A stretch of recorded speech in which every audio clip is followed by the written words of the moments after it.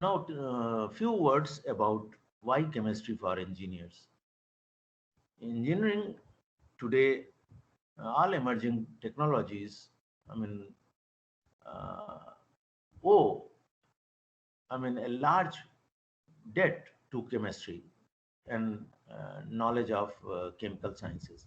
Chemical sciences are contributing in every walk of life, every walk of life. Since since recent decades, but since the science age, say 300 years back, almost. So that is called the modern science age, and chemistry has played a major role, starting with the Newton's time, and discovery of oxygen, and then in 18th century, so on and so forth. So that's a large history. Any area, petroleum industry, chemical industry, uh, automobiles, textiles, pharmaceuticals, medicine, leather, you name it, all plastics, all kinds of polymers, you name it, and chemistry is there. Chemistry is everywhere. Your every object, every material we are using. And what is technology, by the way? Can you define what is technology? Anyone? You are a student already, a student of Bachelor of Technology. Can you guess how to define technology?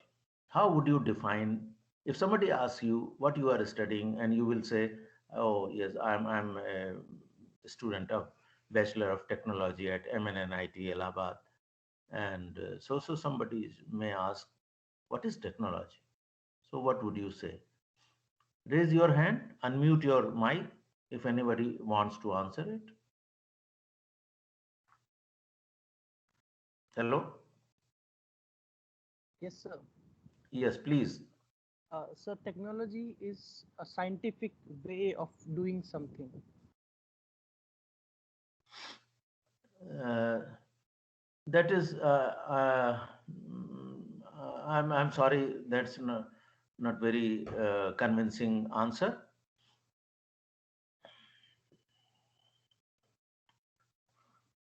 Anybody else? You may give a try.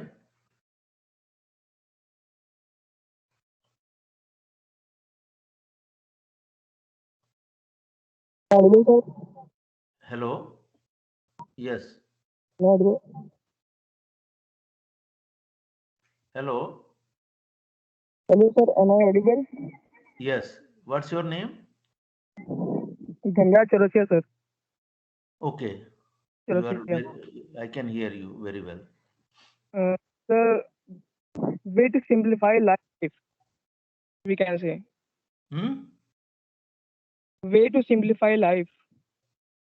Way to simplify life. Yes, No, no, no, technology. no. Technology is not miracle to simplify life. Life cannot be simplified by any means. It is day by day getting complicated. In fact, and listen, the best Sir, answer. Yes. sir, technology is something that means study and transformation of techniques, sir. Means day by day we find new tools and new missions, and study Yes. of those is called technology. Yeah, We call. yeah, yeah, yeah. You are coming close to that. Very. It is better. Your answer is little bit acceptable, I can say, but not yet. The best I have so far. Uh, any answer I have got from you people, your seniors. I often ask this question in first lecture of my class: What is technology? So students, I got the answer that the application of science is technology. Application of science is technology. That's the best answer I have got today. But one acceptable uh, definition of technology is the way we humans do or make things with material and energy is technology. The way we humans do or make things with material and energy is technology. So, mm, two things: material and energy. Uh, Material, everything. I mean, chemistry uh, deals with all kinds of materials, organic, inorganic, anything, polymers, alloys, and I mean many things. Uh, uh, and energy. Today, you know, all technologies are actually any technology you talk about, you want to harness. First and foremost thing is to conserve the energy. If it is not energy efficient, it is not acceptable. Any technology, if it is not energy efficient, any device, any instrument, any apparatus, any plant. Among various kinds of energy, we have to harness. Now, energy, conventional energy sources are, I mean, that's another story related with the degradation of the environment that deals with the green chemistry. The other topic which I will take up is green chemistry, and those things can be related to that. That is to avoid technologies which are not energy efficient or which are causing other problems like destruction of environment, air water pollution of air water and soil sources, for example. That is related uh, yes, another topic which I shall take up. It is a new topic for most of you, is green chemistry. Now, coming back to technology, uh, since by definition it deals with the material and energy, everywhere you cannot imagine any technology which does not deal with. Now, take for example latest iPhone model, iPhone 12. It claims that on dropping from a height of 7 to 8 feet, it does not. It's a glass. The cover does not get broken. So it withstands shock. It is capable of withstanding shock and force on it. So that those kinds of materials have actually um, mm, every day they are being introduced. There is a day by day increase in types of materials which we use. For example, catalyst. You take catalyst. I mean, take for example latest electric cars, latest technology, which has almost replaced 25% of the fossil fuel based automobiles worldwide. Tesla has registered impressive profit only yesterday. Sales are booming of electric cars. Who is behind the electric car? What is the heart of what is the core technology behind the cars, electric cars? It is battery. It is battery driven. You can charge it, and these are the materials developed by chemists. It is chemistry which is driving the uh, future automobile industry. If somebody tells you chemistry is just not for engineers, then definitely, I mean, at least it is not convincing to me. So I'm not advocating that other branches like computer science should not get their due in our progress. They have changed the way we live today. In last 30-40 years, computer science and electronics have really transformed the world. So there is no doubt about that. But chemistry is, I mean, you can't do much without chemistry in the background. Okay. So I can take a whole lecture, not only one lecture. I can continue uh, for hours, 4 or 5 hours. I can speak on the emerging, I mean, all kinds of applications, the technologies and applications of chemistry, and there there is no end to it. In fact, many emerging. I mean, see, for example, uh, latest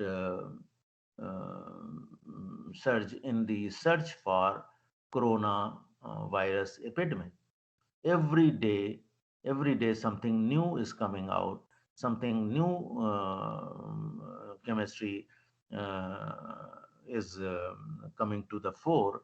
And I would not be surprised if within a year, or maybe I mean, with in quite near future, maybe a year and a half, we may get, I mean, a medicine, a perfect drug for coronavirus may be available, by which we can beat this pandemic. I'm quite sure. I'm quite sure. The way researches are being done abroad and in advanced laboratories here in India also, people are coming with innovative ideas. They are not. I mean, we humans have are surviving for uh, at least not million of years, but at least several thousands of years we are surviving on this earth, and we have made a our existence is going along with other or I mean living organisms on on this planet earth, a small planet it is. So our um, capabilities are still unexplored. We don't know what capacities a human being is. I mean, as far as changing this world, thinking innovative with innovation, that is thinking out of the box, is something helping cope with. Had it not been a divided world as it is today, it is. I mean, had it not been divided, like I mean, in terms of economy, politics, and other factors, then I mean, I think we can find the problem of any solution within days, like corona-like situations. Unfortunately, it is the in the in our I mean evolution. Uh, our evolution has always been related to the conflict within the human race, and of course uh, we are in conflict with the nature also.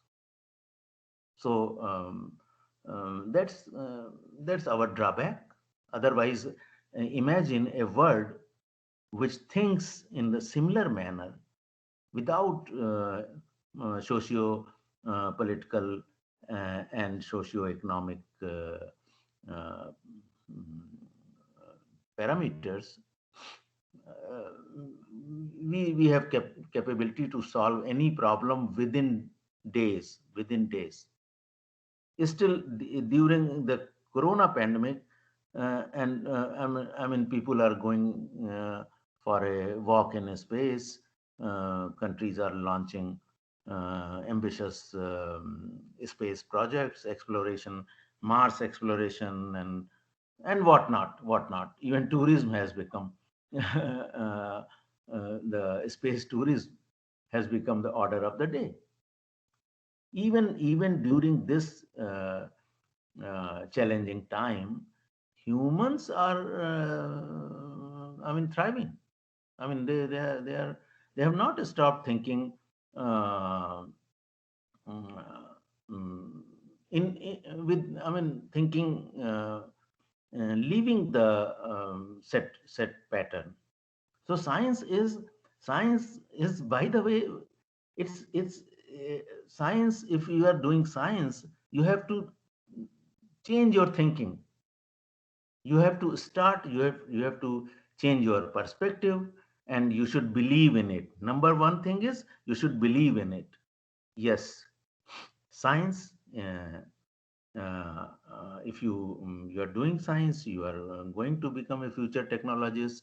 Then you should start thinking in those terms, that you should start believing in that, and you should have a thirst for knowledge.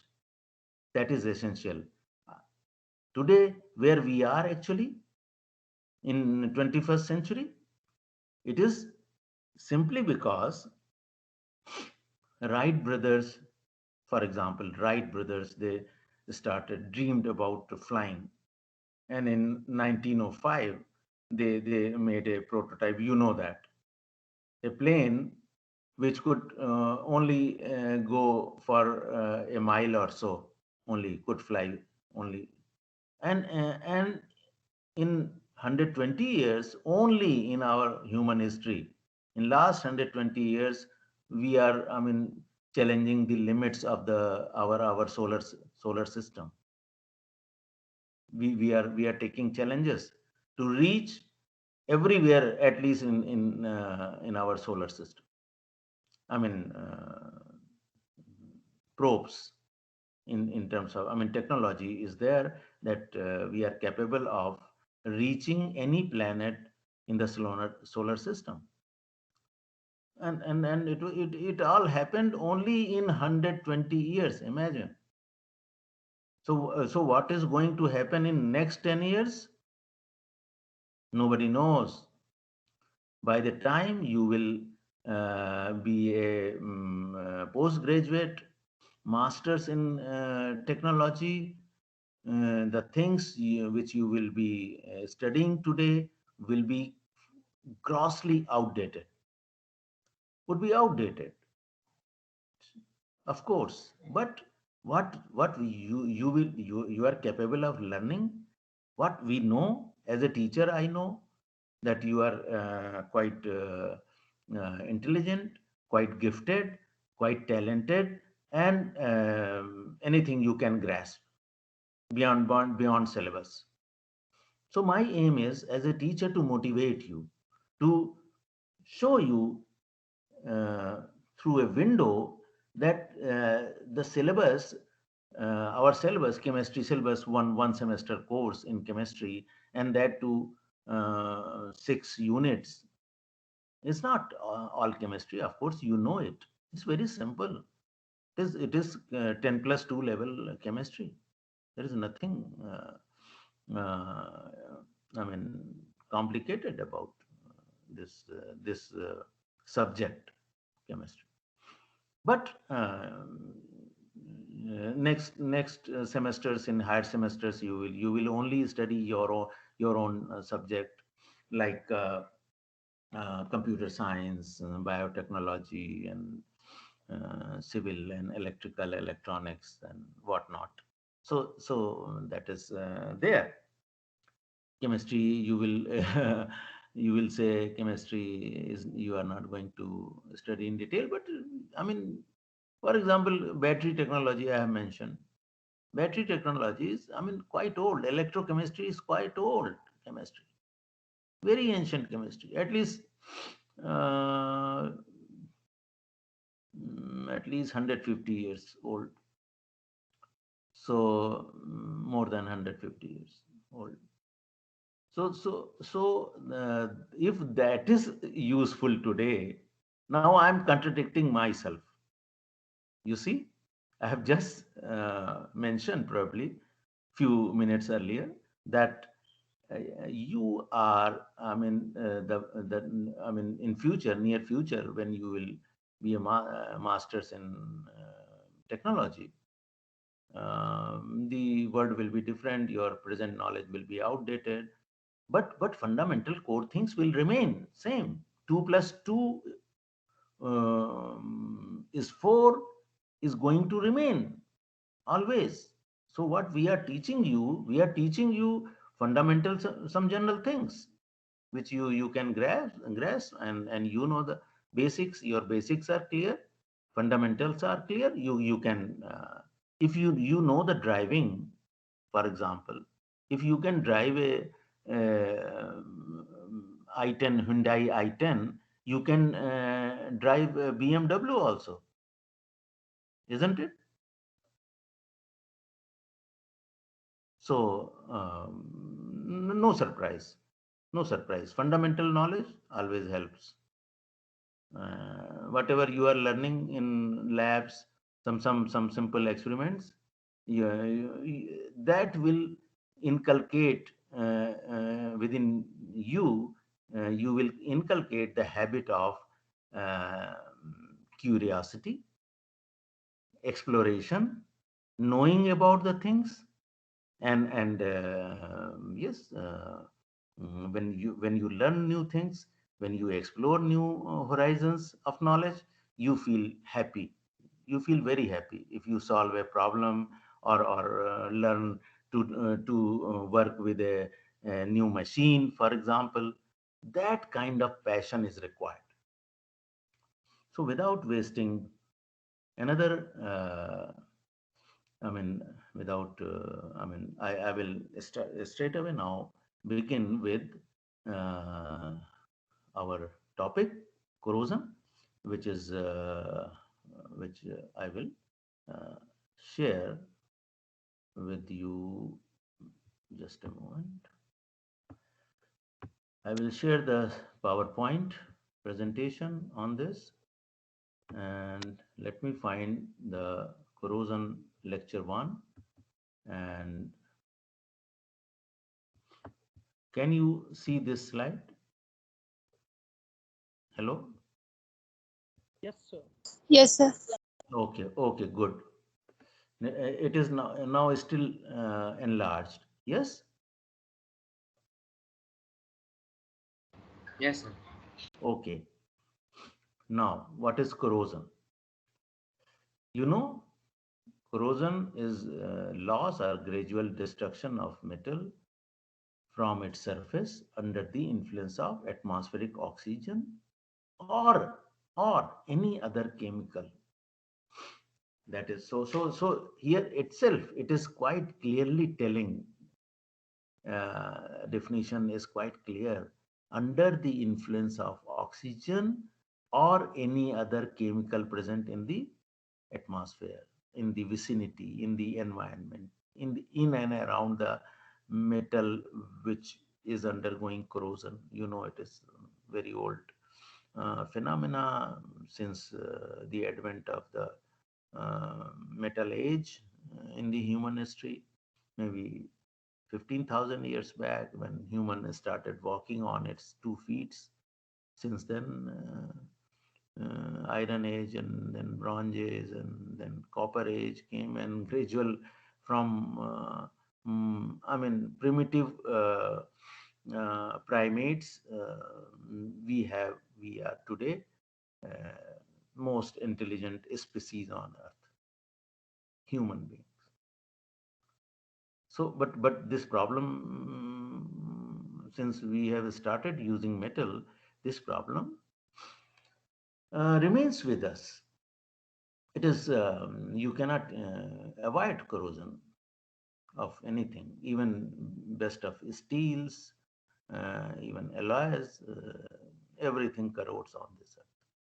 Steel, as far as corrosion is concerned, I should tell you, the steel corrodes in similar manner as iron, So iron or steel is the most common example of metal uh, as far as corrosion is concerned.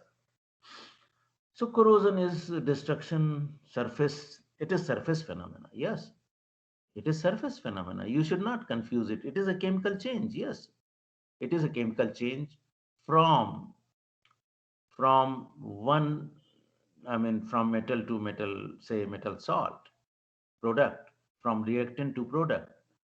Reactant is metal, and with metal is in reaction with atmospheric oxygen and moisture. Of course, medium is essential, as you will learn later on, and giving you product, metal, salt, hydroxide, sulfides, anything, many salts, depending on the most available oxidation state, most is favorable oxidation state of the metal, the product will be formed. Products are oxides of the metal oxides. So now coming to Sir, say, it is sir, this reaction, chemical change, corrosion is a chemical reaction on the surface of the metal, surface sir, phenomena. And what? Yes. sir, the steel also corrode after reacting with moisture and air, oxygen, I mean. Yes. You. I mean, let we learn more in 1, 2, 3 lectures. Okay. So Okay, sir. then you ask such questions. That will be better. We have still not learned anything. You have still not learned anything. Your curiosity, I will uh, I will satisfy you from every point of view. Any question you will ask after I mean, I will finish the corrosion, then or you will study yourself. If any doubt or confusion remains, I will help you. I will clarify you that. Don't worry, it is too early. Okay, now Okay, sir. let us first understand what is corrosion. Oxidation, I mean, this chemical change, this chemical reaction is electrochemical in nature. This is electrochemical phenomena. The rate at which reactants change into product is very important. The rate of corrosion is very important. Rate of diffusion of the reactants at the metal surface is very important, and many other external factors influence this reaction.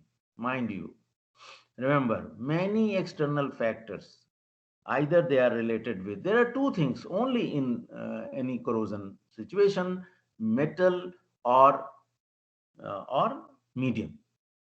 Metal and medium, two things are there. Remember, very simple.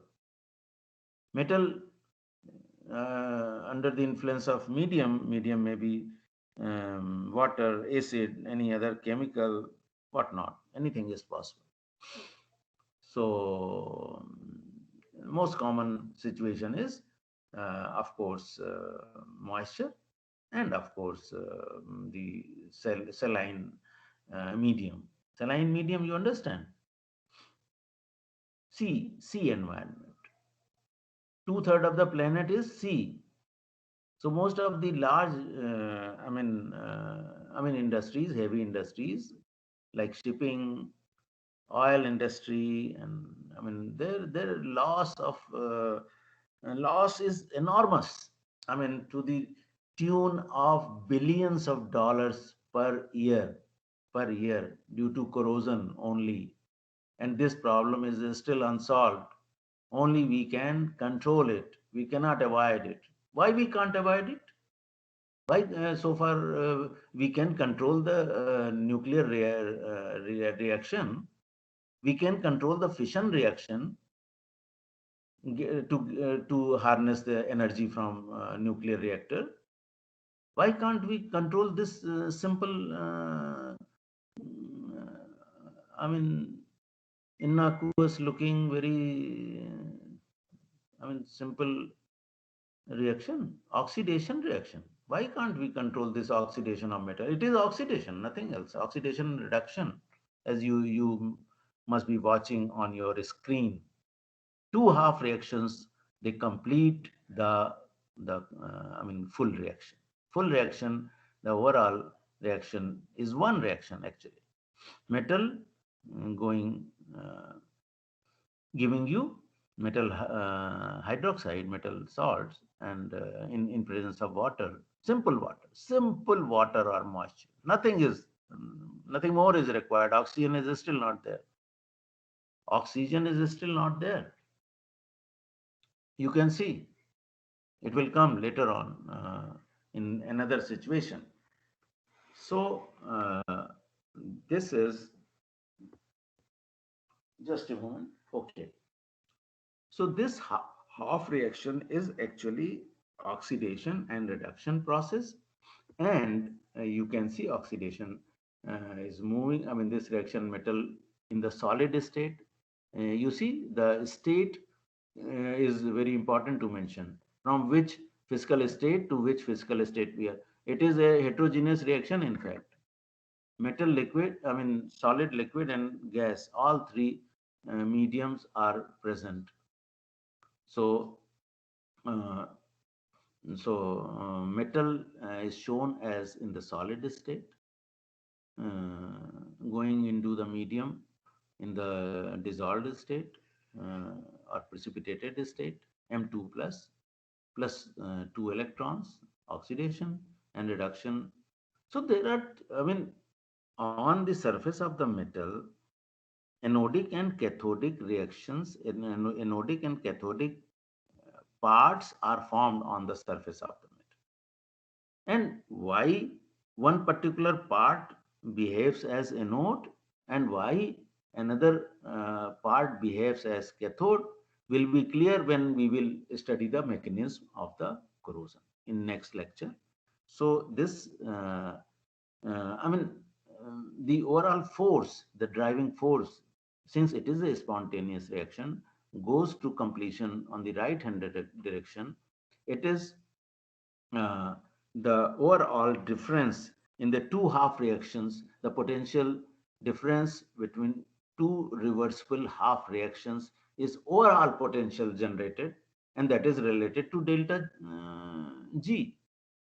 And delta G is, is related to, release of, that is free energy.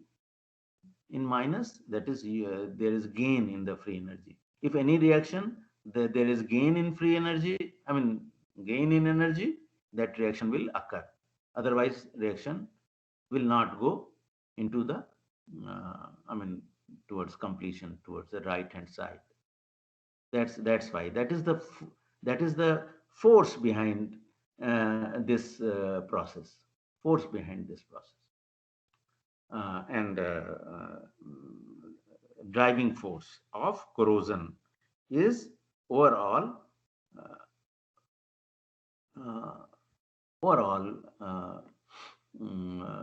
gain in energy, and that energy, that's why this reaction is possible. And these two half reactions have their own reversible reactions. You can put, instead of a arrow on the right hand direction, the reversible sign you can put here in both the reactions, reversible. But if they are not reversible, that goes, the reversible potential is there. But overall potential is derived from the difference in the two reversible potentials. That's why overall gain is there, and this reaction goes, does not occur in the reverse direction, like metal ions do not react with electrons, that is, do not get reduced and to produce the free metal. Free metal, why free metal tries to go into the combined state? It is corrosion. Every metal, the cause of the corrosion is that every metal tries to go into the combined state, that is its natural state. Because most of the metals are found in nature in combination with, in combined state. In salts form, freely they are not available. You have to expend a large amount of effort and energy to get a metal in the free state. Even gold is not available in nature as free as it should be. It is always mixed with something, sulfides, for example. But easily, you can easily separate them and purify them. Once you purify the metal, it is chemistry, metallurgy, purification of metals. It is the basic core in chemistry. You must have, I don't know, when I was in school, metallurgy used to be very, big topic in chemistry, metallurgy, purification of metals. It used to be. So we forcibly bring the metals in the free state by expending energy and efforts. So it is the natural tendency of the metal to go into the combined state, and that is corrosion. And now we'll see general common types of corrosion. There is uniform corrosion, galvanic corrosion, crevice corrosion, pitting corrosion, intergranular corrosion, selective leaching or parting, erosion corrosion, stress corrosion, microbial corrosion. These 8-9 types of common types of corrosion you will find in your books, mentioned here and there. In any book of engineering chemistry, you will find these mentioned 8-9 types, and you should know the types also before we understand the mechanism of corrosion next time. So quickly I will review the uniform is overall corrosion, which is occurring on the whole surface of the metal. Gradually it spreads, the metal becomes thinner and eventually, fails. For example, a piece of steel or zinc immersed in dilute sulfuric acid will normally dissolve at a uniform rate over its entire surface as sheet. I have told you, dissolution of the metal in medium is also corrosion, mind you. Whether the acidic medium or basic medium, many metals corrode in basic medium, mind you. You know it, but from the corrosion point of view, you have to, just remind yourself that many metals get dissolved in alkali, like zinc, tin, lead, etc. These metals are called amphoteric metals. So we are discussing this phenomena of corrosion, not just taking the example of iron or steel. Aptly, very general corrosion is a topic which is, we are going to understand this topic, to learn this topic, applying this knowledge to every metal or alloy. The corrosion pattern is same, corrosion types are same, And mechanism is, there are two mechanisms, as you will see later on. Same. I mean, so very general. I mean, this phenomena of corrosion, we are trying to understand in general, not confined to any specific metal. So mind you, this um,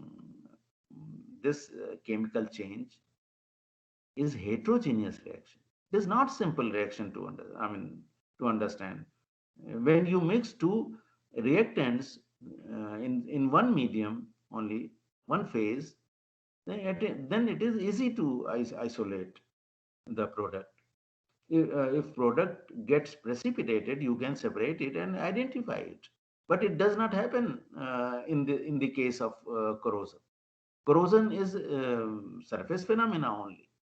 And when these reactants, which are in different physical state, solid, liquid, and gas, all three phases are involved, then it becomes heterogeneous. And studying a heterogeneous reaction is quite a challenging one. Deciding, telling what is going to happen, what kind of product we are going to end up with, is challenging. That's why corrosion is a challenging topic. So these things are there.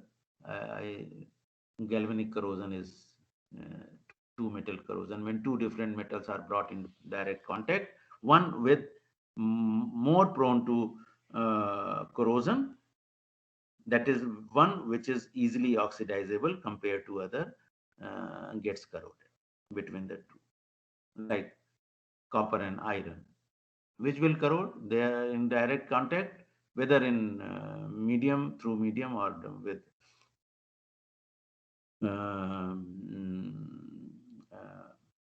their bodies may be in contact through direct contact, or through any wire also. All these things will lead to most common type of corrosion, that is galvanic or two metal corrosion. Read about it, all these things, and you will find nice pictures. Crevice corrosion, intense localized corrosion.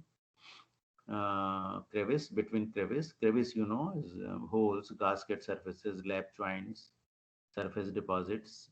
जहाँ भी space होगा, nut and bolts, for example, rivets, उसके बीच में जहाँ भी space होगा, जहाँ liquid stagnate कर सकता है, वहाँ पे ये corrosion possible है. तो इसलिए है तो corrosion वही, सब कुछ वही है. It is, named as crevice corrosion. So now pitting corrosion is localized, extremely localized attack, which results in holes.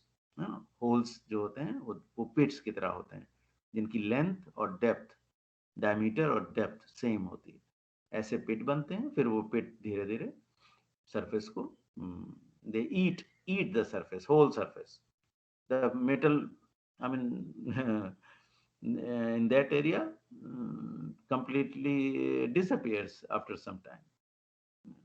So that is called pitting corrosion, and it results due to the breaking of the protective oxide film, which is invariably always present on any surface of the metal, any surface of any metal, because protective oxide film, why it is called, I will explain you later on. It is related with the phenomena of passivization. Read about passivization, and then you will understand what is protective oxide film. Now, intergranular corrosion is corrosion in alloys, which are made up of two or more metals. And if there is some defect in the surface due to different constituents used in the alloy, the boundaries between two different metals grains acts as a node. Boundary area acts as a node, and it is the anode which in 99% cases corrodes. Anode means oxidation occurs at anode. So it is 99. Why 99%? It is again, and that's because 1% chances of reversible reaction is always there, though it does not occur, but it is also always there. So you cannot tell with surety, but which part will start behaving as anode, or in other words, it would start corroding in under the influence of something, some deleterious chemical environment, or even oxygen, water is enough to start the corrosion. So impurity may act as a node in general. The other part will cathode, and once this electrochemical cell is formed, then corrosion starts. Stress corrosion cracking, then this is you recognize this is well known word icon and monument and engineering marvel, and everybody, I mean millions of visitors, they go to Paris to watch this engineering marvel erected in the heart of the Paris in 1889. And since it has survived two world wars and whatnot, uh, fortunately, it is there and still being used in remote sensing and satellite mapping, or all, I mean, all electronic uh, applications. It is still one of the most exploited, scientifically most exploited uh, structure for communication, from overseas communications, for example, used. And it, when I visited the second up to second floor of the uh, uh, Eiffel Tower on July 24, 2017, I took this picture. Yes, you can see the corrosion occurring in the frames, especially the rivets. You can see on the rivets the corrosion is quite.